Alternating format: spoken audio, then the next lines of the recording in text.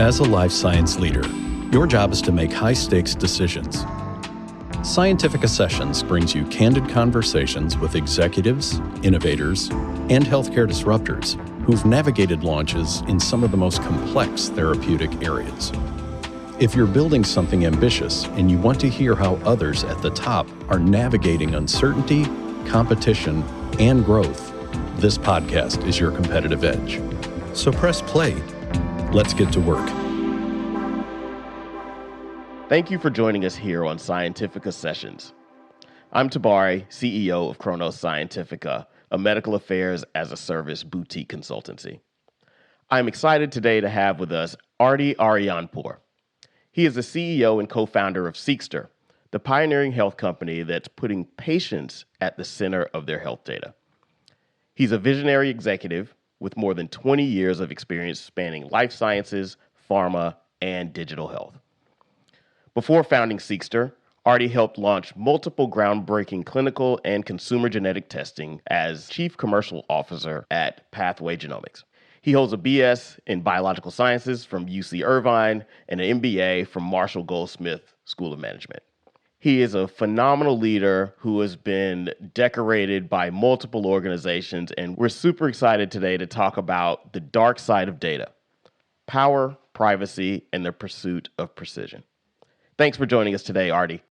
Tabari, so great to be here. Thanks so much for having me as a guest. Really excited to talk to you about the dark side of the data and what that means to patients, providers, researchers, and overall healthcare organizations. Awesome. Well, you've alluded to it. The life sciences industry is awash with data. Data is the new oil, right? We are always mining for it. We're digging for it. We're looking to mobilize it in some way. But in these data collection processes, there's a lot of missing pieces. And the missing pieces are translating that data into insights. And so the question is, and maybe the first question I should ask is, how do we go from an abundance of data to an abundance of insights? That's a great question. I actually think we have to take a step back from that and understand the patient before anything. And that's what we did at SEQSTER. We put the patient at the center of healthcare to disrupt all that dark data, which refers to their health-related information that exists but is not easily accessible or integrated or usable. Essentially, it's data that remains in the dark, as I call it, to the patients and to the researchers on the life sciences side. So dark data really, in general, is any data that is collected but not used for analysis, insights, or decision-making. In healthcare, this can include electronic health records, data from different hospital systems. They don't talk to one another. It's a huge interoperability issue. We solved that one of the largest problems, if not the largest problem in healthcare within interoperability years ago. We're coming up almost on 10 years being in business and having actually deployed our SEQSTER operating system to bring in data from wearable devices and health apps and EHR data, claims data, genomics or labs data, social determinants of health data, scanned documents and PDFs, unstructured notes, you name it. You need to have a 360-degree view on a patient so that you can actually do the right analysis and insights. And I would say in the last 2.5 years, we've gotten really lucky. Preparation with timing equals luck, I like to say. And when you do something long enough, like SEQSTER, somehow the AI tailwinds hit, because they weren't here in 2016 when I founded the company. But in the last 2.5 years, we've been able to layer AI on top of a large data lake that we have, 150 million patients with not complete, but I would say close to complete records.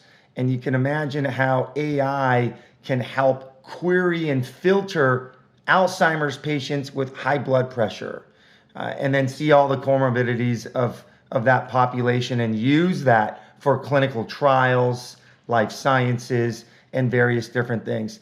But it's not just about life sciences and research. There's a lot of use cases within value-based care, population health. Employers are very interested in this sort of data. We are at an inflection point that I have never, ever seen before. And I keep saying this every year after year. I have never been more excited because of the opportunity that's coming towards us. And it's because we have a data solution that shines lights on the dark data for patients and for researchers. Awesome. You talked about a lot of data sets there. You talked about EHR data. You talked about wearable data. You talked about claims data. I'm sure genomics data fits in there as well. You talked about social determinants of health data. That's a lot of different data sets. How do you ensure that you get complete data for one patient or one patient population across all of these various fragmented data sources? It's a work in progress, right? It depends on the use case, number one. Number two, it depends how you onboard the patient. And number three, it really depends on the technology that you are using so that you can, I say, give little breadcrumbs so that the patients or the consumers can bring their own data to the trial, right? Or at least consent so that we can actually collect their data on their behalf. And this is really important because data is constantly changing. It's not just what you just mentioned, where there's multiple different types and kinds of data. The data is actually really dirty. So what we did that is, groundbreaking is in the last 10 years, we built a data refinery.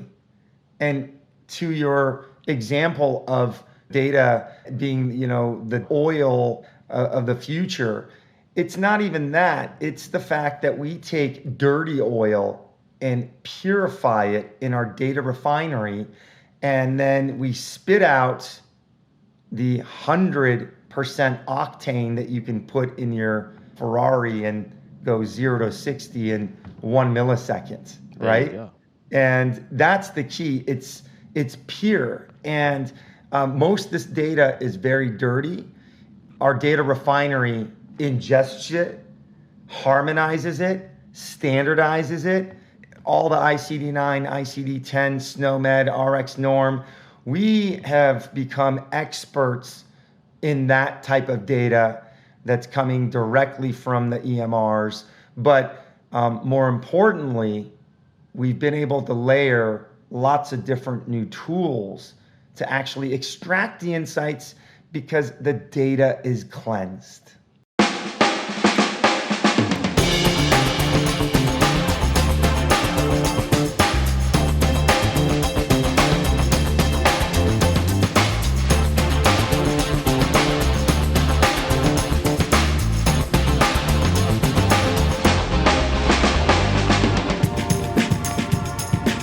Tell me a little bit about what happens next, right? So you guys obviously at SEQSTER have become a great data repository. You've built a large data lake of 150 million patients.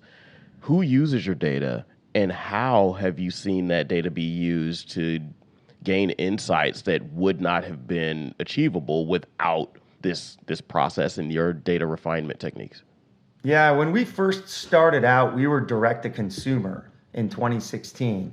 And it was the most brilliant and horrible idea. And I'll tell you why. And it relates to your question.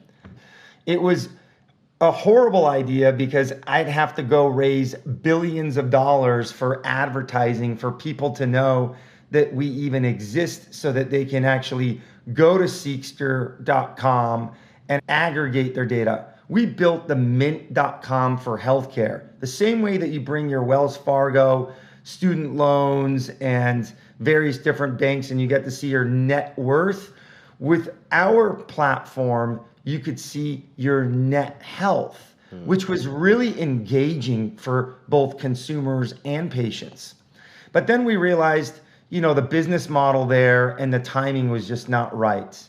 And it was Bill Gates who, when I met with, and he requested a meeting on SEQSTER for our Alzheimer's use case that we started out with, we were very lucky for him to tell me, hey, look, Ardy, go enterprise. You have something better than Microsoft Health Vault and Google Health ever built back in 2011, and make this into an operating system. I fly back home scratching my head like, oh, Bill just destroyed my company. What am I going to do? I want to be this amazing consumer platform.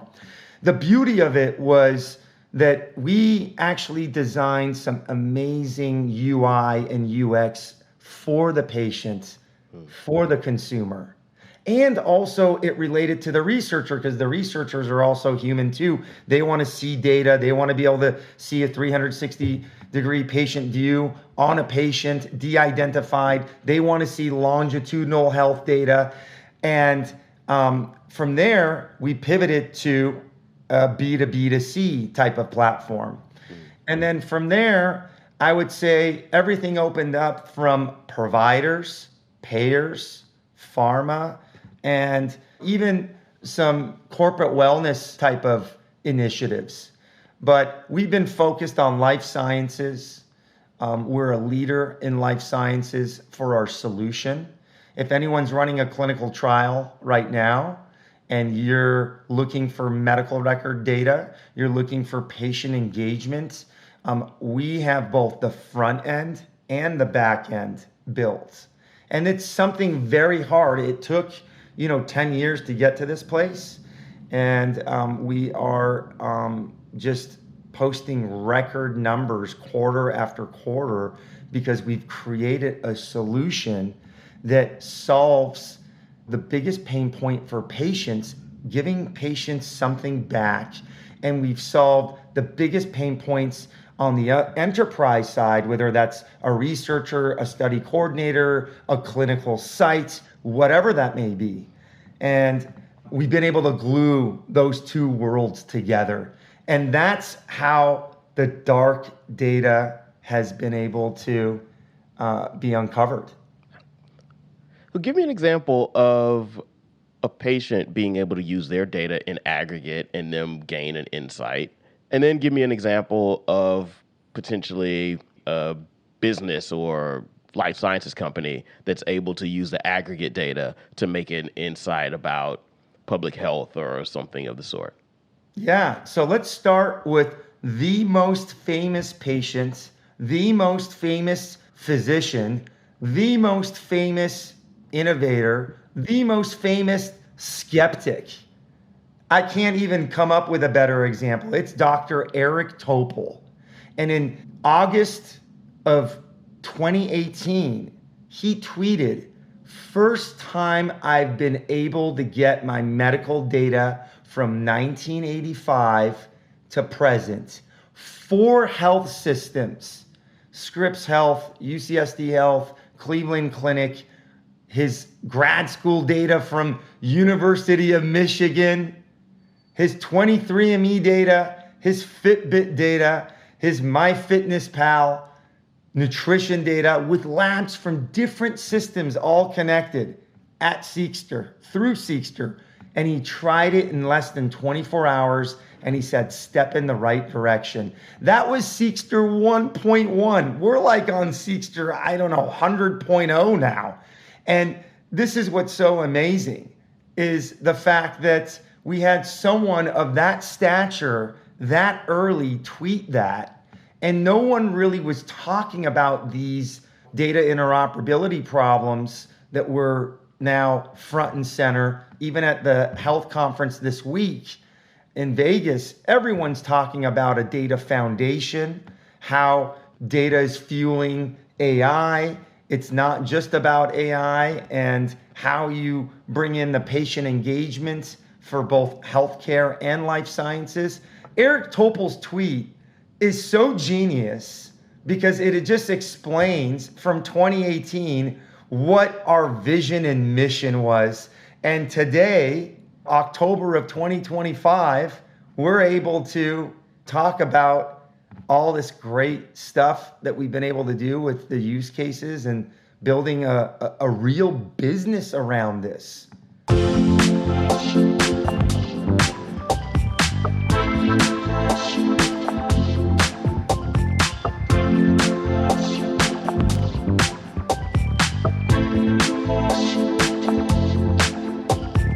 So tell me about the business to business side. How does that work? Give me an example of a life sciences company kind of using your data in aggregate.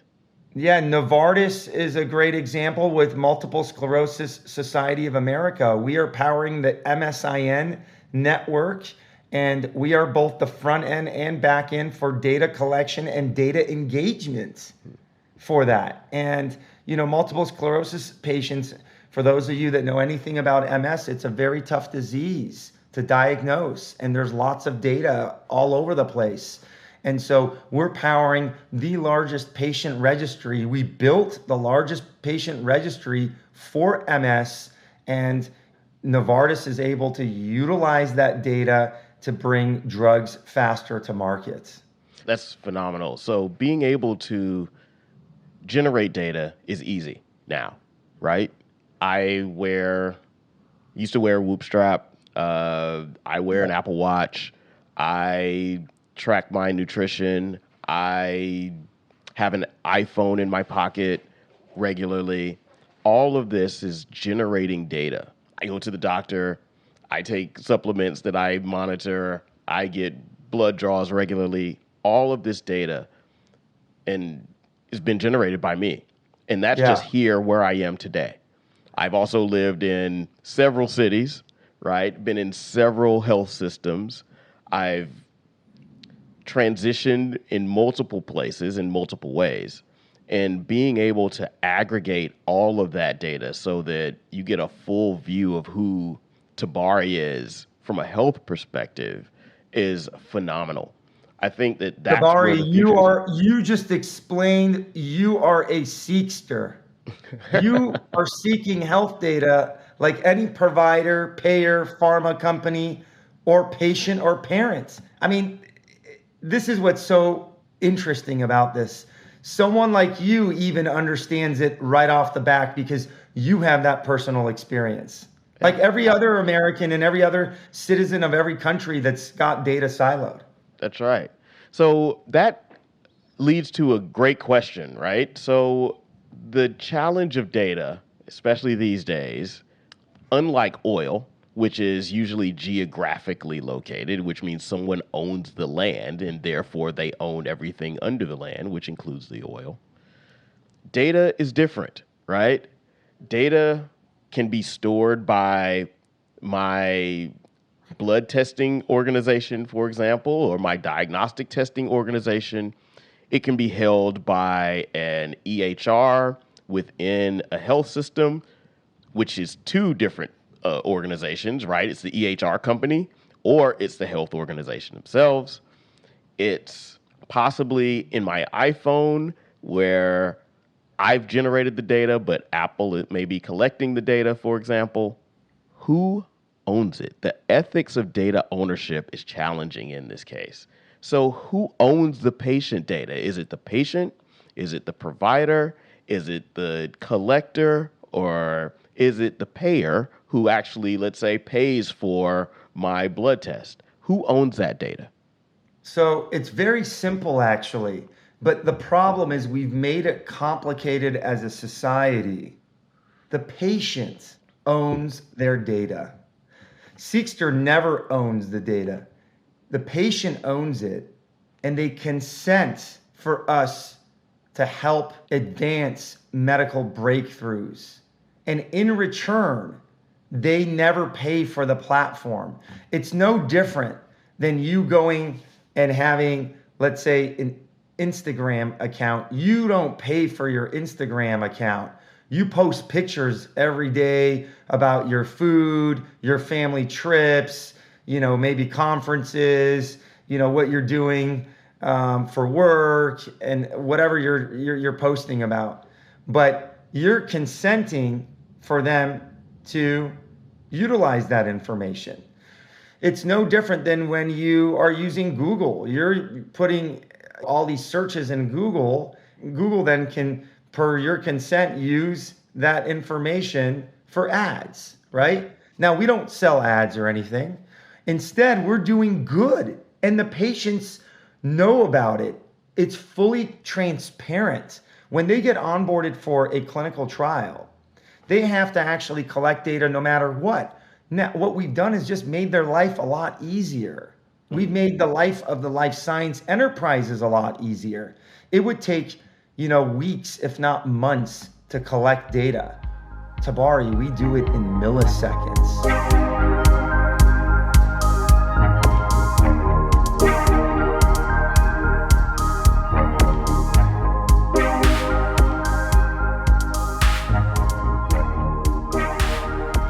This is Scientifica Sessions. So tell me about that consent. So the current consent frameworks, especially within a randomized controlled trial, are very, very limited, right? The patient comes in, we're going to collect A, B, C, and D.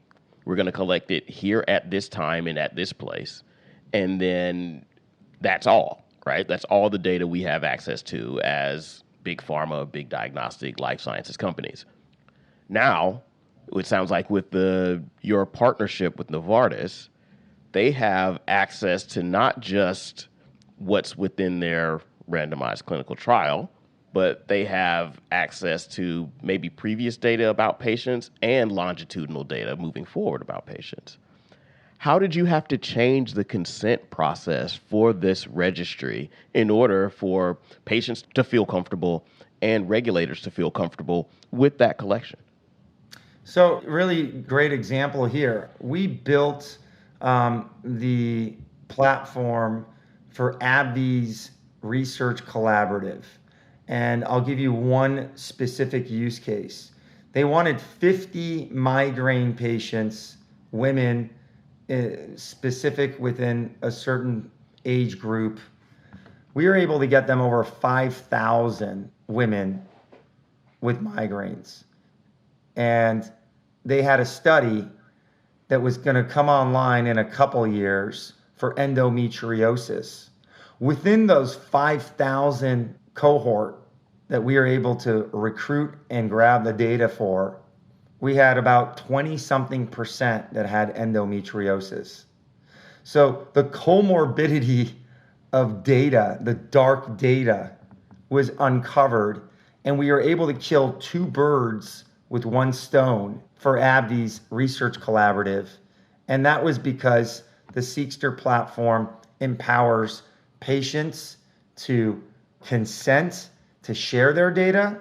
But once they do that, we get the longitudinal data flow continuously because of the technology that we built. No one has the longitudinal technology that we've built. It's not just a snapshot of that patient. And that patient doesn't have to be involved in that observational study or clinical trial for us to continuously be getting that data. Again, it's the same way that you start getting paychecks from your work and you don't need to keep logging in your bank account to see if your money's going up or down and if you're spending it or whatever's happening. It's just flowing, right? We applied a fintech approach to health tech on the back-end engineering side 10 years ago that still to this day, no one has this patient-facing application. And this is where that continuous auto-sync EMR data is coming and flowing, where we're getting all the labs, we're getting all the allergies, we're getting all the medications, we're getting all the surgeries, we're getting all the vitals. And if they go visit, let's say they're getting an intervention, they're getting a physical, let's say they're going through chemo, it's a oncology trial or whatever it may be, the patient doesn't have to go to that SEQSTER powered portal of AbbVie or Novartis or Pfizer or whoever we're working with to actually bring that data to that trial. It's already done once they're onboarded once. And this is where we're able to fill the care gaps in healthcare and life sciences. Thank you. Thank you for that. So that's awesome. I think it gives patients the opportunity to be involved in trials that they may not have been involved in. They get access to innovations. One of the great things about clinical trials is that what actually happens is you get better care than you would outside of a clinical trial because you're under consistent surveillance. There's a thin line there, right, between kind of continuous surveillance and personalization in healthcare. How do you at SEQSTER manage that area where patients don't feel like they're being surveilled over a continuous amount of time, but they are getting personalized care? How do you manage that? Well, they could never track and monitor their own health without our technology. And so giving them that tool for free in exchange for them to help research, it just works. I haven't figured out something better than that, actually. And I've been doing this for 10 years, just with SEQSTER, been in healthcare and life sciences for 25 years. So if someone has a better idea, please tell me, because I'd love to improve it. But this is the best of the best I've seen. And it's because you're fully transparent, it's fully encrypted data, it's fully private, and you're being upfront with what is being used, what is being accessed, and what is de-identified, right? And of course, health data is sensitive. It's the most valuable asset I think we have. For example, if you take my genome data myself, it's very valuable, right? It tells a lot about me. But it can also unlock and unleash a lot of insights. And if it's siloed just within my record or within my hard drive or within my USB stick, what good does it have to society? I think people now in 2025 fully understand that they want to help society. And that's what's great. When I founded the company in 2016, people thought we were crazy. They're like, no one's going to do this. We've pulled millions of records just last quarter. I mean, we have a scalable solution that can tap into any health system or provider or small clinic or doc across the United States of America. It is unheard of. And not only that, we've built a platform where all that data is visualized, just like Eric Topol's experience from 2018 when he tweeted it. It's got turbo power now put on top of that because we've had incredible life science organizations and healthcare organizations help build the product roadmap out even better. We can bring in patient-reported outcomes, ePro, in real time with all of the dark data. It's incredible. We can query any type of disease or biomarker and tie it with another condition and tell you exactly how many patients we have within that cohort. This is amazing. It's phenomenal. So yeah, I'm a bit of a data nerd. So I know how to code. I have done COVID analysis. I don't know if you remember the time when Johns Hopkins was weekly or even daily posting COVID numbers and posting that data. I was using that heat map every single day. I love that heat map. I know exactly what you're talking about. Yeah, it I actually remade gives it. me PTSD thinking about it. Yeah, I remade that heat map every day as a coding project for myself just to see if I could do the same thing. So amazing. It's fun to play with large sets of data. And one of the traditional, those of you who have played in data or collect data, you know that one of the traditional phrases that you're always saying is garbage in, garbage out. Meaning, if you get bad data going in, then everything that comes out, any insight, any analysis that you do is going to be bad if it's not good data.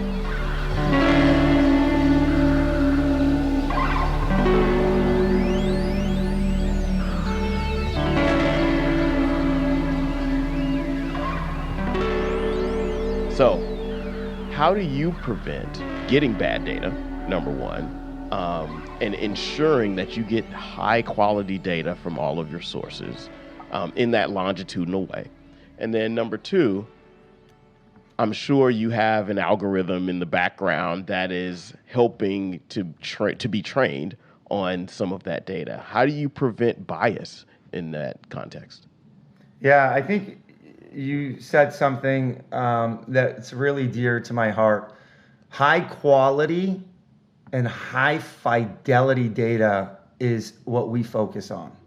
And ensuring high quality data involves a combination of technical infrastructure, data validation, source integrity, and user-centered control. Since SEQSTER is not a data provider, but a data aggregator and harmonizer platform, we built quality assurance.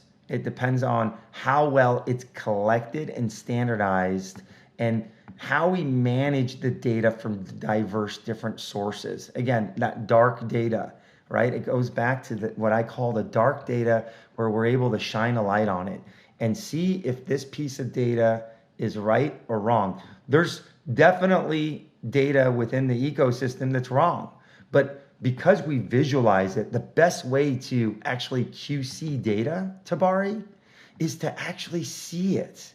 Just like your example on the heat map.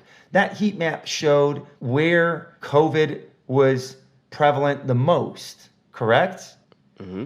We have thousands of heat maps on just your blood pressure, on just your A1C, on your labs, on everything in a longitudinal format. So stitching those records and stitching that data on the back end was always a challenge, but we figured that out and our algorithms got really, really fast in doing it just over the years. But it is all about the fact that we built a technical infrastructure, a data validation and source integrity and user-centered control system where it's chain of custody of data. It's not just self-reported data. And that was the problem in the past with Microsoft Health Vault and Google Health and all that. They were relying on self-reported data. I could tell you that my grandmother was a cancer survivor and maybe she wasn't. You know what I mean? Maybe that was just something that my dad told me and I never even met her or something, as an example. You know what I mean? Mm-hmm. But self-reported data is great as long as you can validate it with chain of custody of data. And that's what we focus on. So there's also, in hearing how SEQSTER operates, hearing you tell me offline the phenomenal work that's being done by the SEQSTER team and by other life sciences companies who are partnering with you to help identify use cases for portions of the SEQSTER data. I find that fascinating, and it's what I got into industry for. I'm a scientist by training. I like big data by training. I've always thought that the challenge has been, how do we get more data on our patients so that we can make better innovations here today and in the future? And so it's great to hear that this platform is starting to make those connections with those larger companies that are looking to do the same. I think your Novartis example is a great one.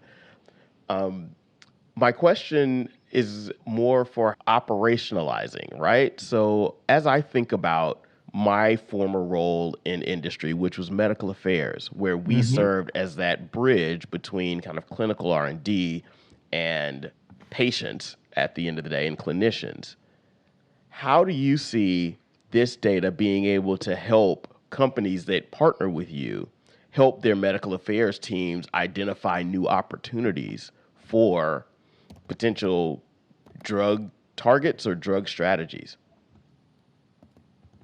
Yeah, so a couple things. I think we've talked a little bit about how fast we can bring a longitudinal health record for a patient and a researcher, right? It's in seconds. The longest we've seen it is, 2 minutes. And in 2018, it took about 24 hours, but we just got way better over the years over it, right? With the scalability that we built in nationwide coverage. But Tabari, what's really interesting is how quickly we can deploy a white label SEQSTER operating system for life sciences and healthcare for any pharma company, for any payer, for any provider, the 3Ps I call it. And the medical affairs part is really interesting because the SEQSTER data platform can provide a huge value to the medical affairs teams by delivering real-time patient-level longitudinal health data that is comprehensive. It is consented. It's integrated across multiple different sources, right? And this unlocks deeper insights into patient journeys, treatment patterns, outcomes, and I would say unmet needs, right? Medical affairs teams love our platform, and we're working with 7 out of the top 12 pharma companies right now across various different use cases, from rare disease to oncology to women's health, you name it. All of which are critical for evidence generation, right? Stakeholder engagement, as you know from your experience, and strategic planning. And so there's just a lot that we're hitting on within the health economics outcomes research, post-market surveillance, and helping the patient services communities. Yeah, I think the key part of that is medical affairs as that kind of bridge wants to understand how patients are doing on a diagnostic test or after a diagnostic test, or they want to understand how a patient is doing after taking the therapy that they're representing, and being able to help communicate to clinicians in aggregate how patients do. And it sounds like SEQSTER collects that data and would be able to help with those either proactive or even reactive conversations with clinicians, if that's a part of the full pharma because diet of the strategy. perspective and retrospective data that we are getting. That's exactly. Correct. So a great add-on to what you just said is that we're accelerating patient journey mapping at medical affairs departments across every pharma company in the world. Love this. The medical affairs folks can basically build detailed patient-level timelines showing the diagnosis, treatments, medications, surgeries, lab results. And I think what we're seeing is we're enabling better understanding of disease progression and the care gaps and therapy switches. Yeah. A great use case is, map of a journey of a diabetic patient's pre and post initiation of new GLP-1 therapy. That's right. I can't tell you which company, but you guys can guess. But it's not public, but that's something that we're doing. Yeah, that's awesome. And that patient journey piece is actually the most important part for any individual patient and for a clinician to understand. So being able to map that with data and say that there's a potential test here that was done that may give you a clue on how that patient is going to respond to said therapy is what good medicine looks like to me at the end of the day. Is being able to...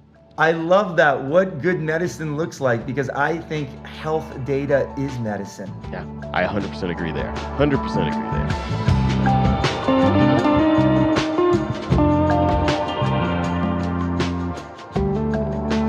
All right, so maybe two last questions. So we're all under the watchful eye of regulatory bodies, right? So FDA, EMA, HIPAA, there are lots of organizations whose job, rightfully so, is to protect patients and their data. How do you manage, in maybe if I think about Europe, GDPR, for example, right? How do you manage this data collection within the context of all of these regulatory requirements? Yeah, so a couple things. we were GDPR compliant before GDPR even came out, just by That's the awesome. essence of how we built SEQSTER. And that's because it's all about two things. And we've talked a little bit about it on your amazing podcast here. One is the patient consent, and two is the data ownership. SEQSTER is a patient-centric platform. Individuals authorize access to their data by logging into their health portals, wearable accounts, or other connected sources. This model basically ensures that data is voluntarily shared. It's patient-owned. It's fully consented at the point of collection.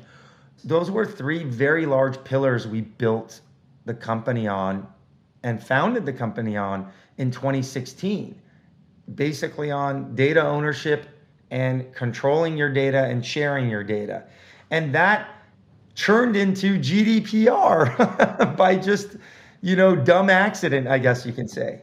And so regulatory alignment has been key for us since day one. We're HIPAA compliant. We're 21 CFR Part 11 compliant. All our data is FDA ready for submissions. And we've had many examples. This isn't something that's been started yesterday. We have dozens of clients that are using this and have submitted data to the FDA or have done drug rescue programs, and they're public, very large companies. Our lowest, market cap company that we deal with is like 20 billion. We're dealing with some just very large companies that understand that, we support compliance with HIPAA, GDPR, and all the evolving standards like the 21st Century Cures Act around patient data access, where SEQSTER back in 2017 was actually the concept that the last administration used to come up with the 21st Century Cures Act. So being in compliance with all those major regulations is really important, and SEQSTER is aligned with US and global data protection laws. All right, so now I'm going to give you a chance to dream, Ardy. What do you see the future looking like in data collection and patient-generated health data and EHR data? What does the future of this data amalgamation look like? And what does the future healthcare system look like now that your dream has come true, for example? Yeah, it's incredible. I really am so privileged and grateful to be having enough energy. It takes a lot of energy to do what we do. And I think people who've known us now for a decade understand that we were in this to win it for patients. I have a lot of personal stories, right? The platform saved my dad's life, and it's saving patients' lives every day because how we're able to bring the data together. But for me, we created three incredible products. Our one-click patient, which was the consumer product where Dr. Eric Topol tweeted about it early days, and Bill Gates was fascinated by it and then told me that we should build an operating system. And then we created our one-click records, where we can pull any data from 300 million records across the country into any use case. And then we created this one-click data lake where we have 150 million patients, consented data. AI was the tailwind. We layered in AI. We have insights. We can mix and match, filter, query, any type of thing. We've talked a little bit about this. But I've always been fascinated with everything being one click. And we've never had that in healthcare.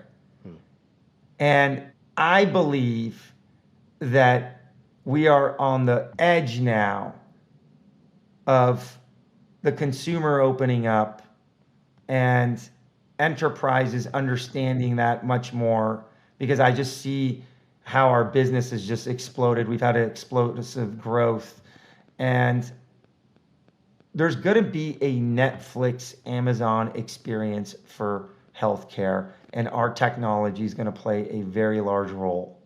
I think government is going to get behind it because they're going to have to, because that's the only way to decrease healthcare costs. Interoperability is like a 50 billion plus ballooning problem where even on this podcast, you had hundreds of thousands of patients that can't bring all their health records together. It's really, really difficult. And I call it the cancer within the cancer, right? It's the dark data. We shine a light on that, right? There's a lot of work to do, but I think it can only be solved, Tabari, with collaboration. And we're collaborating with just incredible companies. But I think there's just more to do, and there's a lot of people that don't know about us. Every day, 100 more people find out about us. And it's my job to spread the word about our solution. And hopefully someone can spend 10 seconds, and that's all it takes to see the proof. It just takes 10 seconds to show the SEQSTER platform and how incredible all that data flows, all that data gets visualized, harmonized, and shared, and how it works. So really excited about the future. Well, Ardy, thank you for joining us and taking us into the real world complexities behind this new data revolution. Thank you for shining the light on that dark data for us. For our listeners, data is power, but only when it's used responsibly. So if you're in biotech or pharma or digital health, take a moment to ask whether your organization is managing data for people or about people. SEQSTER is for people. So thank you for joining. Ardy, once again, thank you for being on this episode. Please subscribe to Scientifica Sessions for more unscripted conversations with leaders who are defining the future of life sciences. Thanks. Thank you so much, Tabari. Pleasure to be here with you.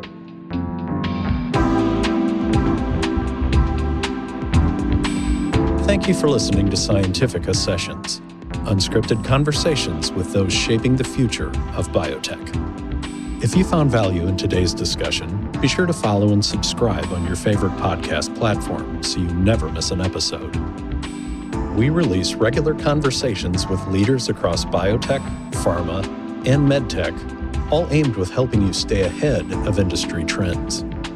And if this resonated with you, please consider sharing it with a colleague or your network, because the more voices we can bring to the table, the stronger our community becomes. So until next time, keep questioning, keep learning, and keep shaping the future of life sciences.